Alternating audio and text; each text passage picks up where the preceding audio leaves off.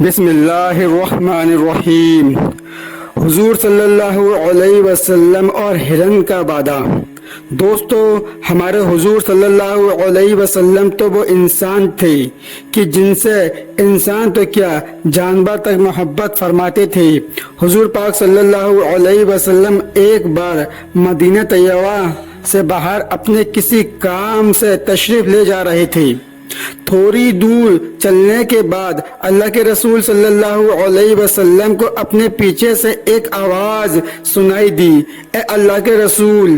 اللہ کے رسول نے پیچھے مڑ کر دیکھا لیکن وہاں تو کوئی بھی نہیں تھا۔ اللہ کے رسول صلی اللہ علیہ وسلم آگے بڑھنے لگے تو اچانک وہ آواز پھر سے آئی کہ اے اللہ کے رسول۔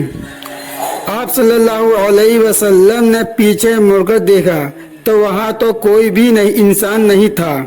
اللہ کے رسول صلی اللہ علیہ وسلم آگے چلنے لگے لیکن وہ آواز پھر سے آئی کہ اے اللہ کے رسول۔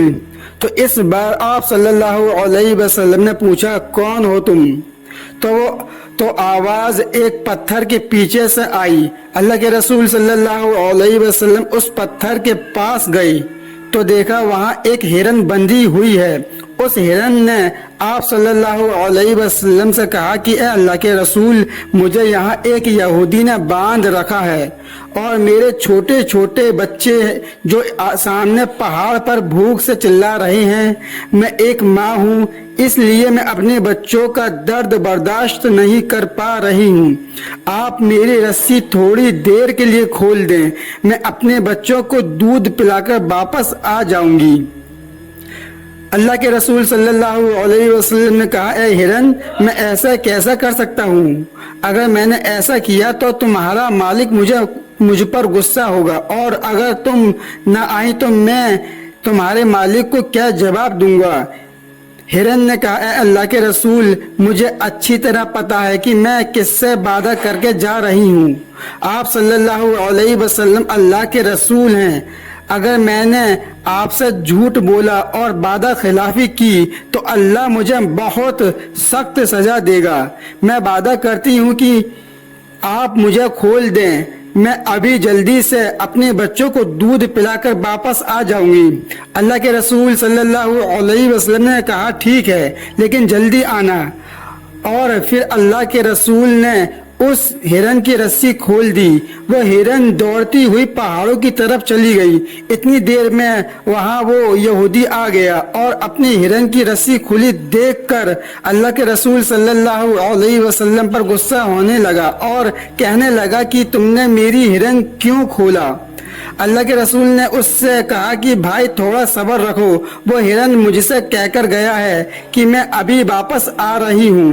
یہ سن کر یہودی ہنسنے لگا اور کہا کہ یہ تو بہت اچھی بات ہے، اب جانور بھی تم سے باتیں کرنے لگے۔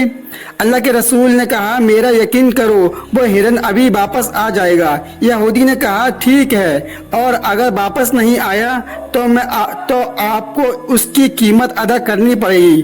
آپ صلی اللہ علیہ وسلم نے کہا، ہاں میں تیار ہوں۔ اللہ کے رسول صلی اللہ علیہ وسلم اور وہ یہودی اسی جگہ بیٹھ گئے اور ہرن کا انتظار کرنے لگے۔ کافی دیر ہو چکی تھی۔